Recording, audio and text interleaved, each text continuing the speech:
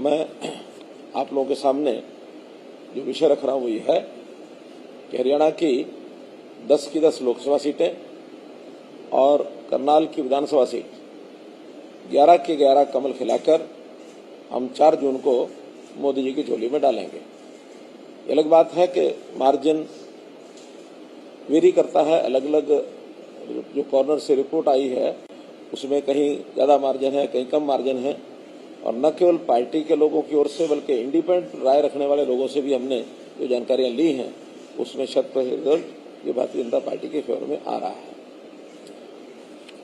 चूँकि बहुत ऐसे विषय हैं जो चुनाव के दिनों में एक आरोप प्रत्यारोप के रूप में भी लगे हैं। मैंने तो हमेशा यही कहा है कि कांग्रेस एक प्रकार से हार का जो एक मुख्य कारण उनका, उसके कारण से बौखलाई बातें उन्होंने की हैं। देश भर की बातों में भी उनके नेताओं ने उसी प्रकार से कहा और हरियाणा के बारे में भी इसी प्रकार की जो हरियाणा के नेता हैं उन्होंने कहा है। देश भर में तो अभी तक 6 चरण हो चुके हैं, 7वां एक चरण बाकी बचा है 1 जून को, और इन 6 चरण में भी मुझे ऐसा लगता है कि हम 360 और 370 के आसपास पहुंचे हैं, यानी एनडीए मिलाकर। और 7वें चरण में मेरा ऐसा मानना है कि निश्चित रूप से 400 को पार करेंगे। उसके बहुत बड़े सॉलिड रीजन है, कारण है। बड़ा कारण तो ये है कि मुख्य रूप से 2 ग्रुपों में ये प्रतियोगिता चल रही है। इसको चुनाव कहें, लड़ाई कहें, युद्ध कहें, प्रतियोगिता कहें, कुछ भी कहें, जिसमें एनडीए की तरफ का हमारा एक निश्चित सारा सिस्टम देश भर की जनता को पता है कि कौन प्रधानमंत्री बनेगा, कौन हमारी टीम है, कितने हमारे दल हैं, कौन उसमें डोमिनेट कर रहा है। जहाँ दूसरे दल का जो प्रश्न है यूपीए का, तो यूपीए में यानी कोई अपना एक सर्वमान्य नेता वो चुन नहीं सके हैं, और उसका सीधा कारण ये है कि मतभिन्नता इतनी ज्यादा है कि वो दल कहीं कहीं मिलकर भी लड़ रहे हैं, कहीं कहीं आपस में एक दूसरे के खिलाफ भी लड़ रहे हैं। अगर वो हरियाणा और पंजाब में कांग्रेस और आम आदमी पार्टी मिलकर लड़ रहे हैं तो दिल्ली में आमने सामने लड़ रहे हैं। इस प्रकार से और अन्य प्रांतों में अन्य पार्टियों के भी ऐसे विषय हैं।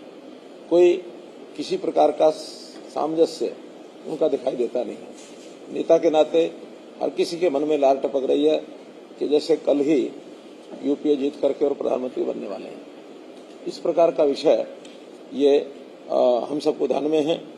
और जहां तक इश्यूज का विषय है, हम लोगों ने, क्योंकि लोकसभा का चुनाव है तो नेशनल इश्यूज पर ये चुनाव हमारा दायित्व भी है और लड़ना भी इसीलिए चाहिए दुनिया को नेशनल इश्यूज का पता लगे। अन्यथा लोकसभा का चुनाव हो और उसको गली मोहल्ले पर लाके खड़ा किया जाए तो ये अपने आप में लोकतंत्र के साथ धोखा है। हाँ, जब कभी चुनाव विधानसभा के होंगे, जब कभी चुनाव लोकल बॉडीज के होंगे तो उन विषयों को वहां रखना ही चाहिए।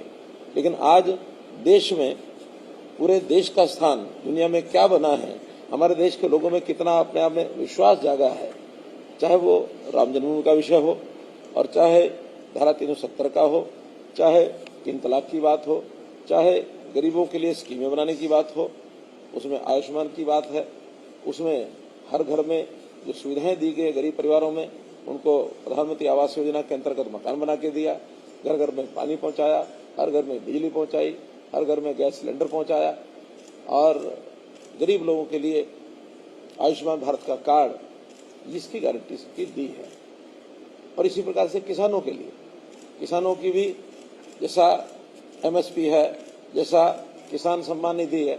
अब किसान सम्मान निधि विषय ऐसा है जो कहीं मांग नहीं आई थी, लेकिन एक संवेदनशीलता के आधार पर प्रधानमंत्री जी ने स्वयं आगे बढ़ करके कि किसान, खास करके छोटा किसान, उसको ये राहत 6,000 रुपए के साल की अगर मिलती है तो अपना बीज खरीद सकता है, खेत में कोई खर्चा होता है उसको अपना पूरा कर सकता है, छोटे छोटे खर्चे उसके पूरे करके और बाद में फसल का पूरा जो पैसा है वो अपने घर ले जा सकता है।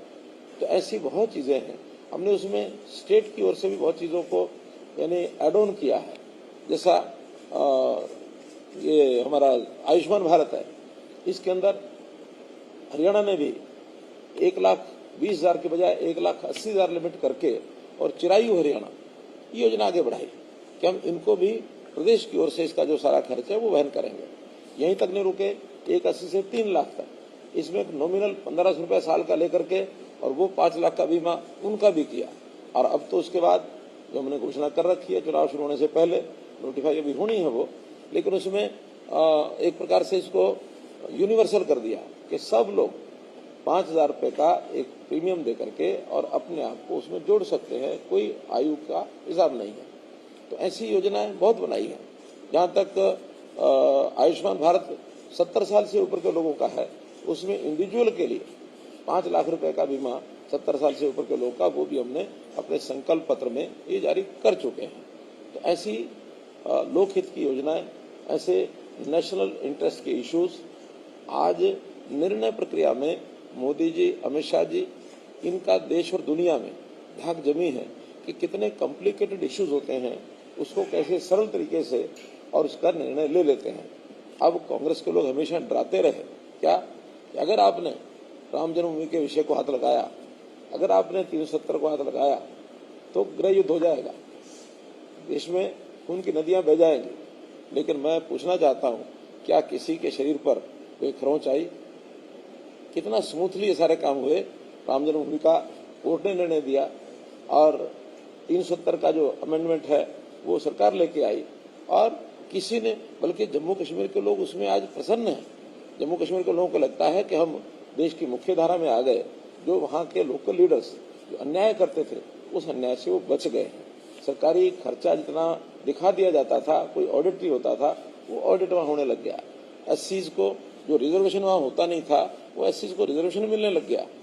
नौजवानों को रोजगार के साधन, इंडस्ट्री को वहाँ जाने का मौका, ये सब मिले हैं। कुल मिलाकर जम्मू कश्मीर की जनता भी इस विषय को सराहती है। जो कांग्रेस के लोग यानी मुसलमानों को अपना एक वोट बैंक मान के चलते हैं, आखिर उनके प्रति अगर उनकी बहुत ज्यादा लगाव और सहानुभूति होती तो मुस्लिम महिलाओं के साथ ये अन्याय लगातार न चलता, जो अन्याय 3 तलाक के रूप में मुस्लिम महिलाओं को झेलना पड़ता था। मोदी जी ने उसको समाप्त किया। मेरा कहना कही है कि मुद्दे राष्ट्रीय थे और इन लोगों ने जानबूझ करके और छोटे छोटे मुद्दों पर लेकर के आए कि जनता को हम कैसे बहका सके, कैसे उनको झूठ बोल करके उनको आकर्षित कर सके। इससे बड़ा झूठ नहीं हो सकता कि हम सरकार में आएंगे तो हम 1 लाख रुपया हर गरीब महिला, नौजवान, बेरोजगार उसके खाते में डालेंगे, जिसका उन्होंने कहा कि अगस्त के महीने में आपको इतना पैसा मिलेगा। मैं ऐसा उनसे पूछता हूँ, मेरा प्रश्न है कि कभी हिसाब किताब तो पढ़ा होगा उन्होंने थोड़ा बहुत। अगर हिसाब किताब लगा लें तो ऐसी जनता 130 करोड़ में से अगर मानो 40% भी हो तो 52 करोड़ बनती है। अगर यानी 40%, अगर 30% भी कर लें तो ये 40 करोड़ बनती है। 40 करोड़ लोगों को अगर 1-1 लाख रुपया दे दिया तो कितना चला जाएगा? 40 लाख करोड़। और देश का बजट आज कितना है? इस साल में बजट तो भी पेश हुआ है। टोटल बजट 48 लाख करोड़ है। अगर 48 लाख करोड़ में 40 लाख या 52 लाख करोड़ केवल एक स्कीम में देने के लिए तैयार हो गए हैं तो भाई ये तो कोई भी सरल आदमी पूछेगा आप पैसा लाओगे कहां से? अगर एक ही स्कीम के ऊपर देश ने चलना और बाकी सारा देश बंद करना है तो देश बंद नहीं होने वाला, इनकी दुकान जरूर बंद है। तो ऐसे ऐसे झूठ, ऐसे ऐसे किस्से इन लोगों ने लोगों को सुनाए हैं। अब आम आदमी भ्रमित होने में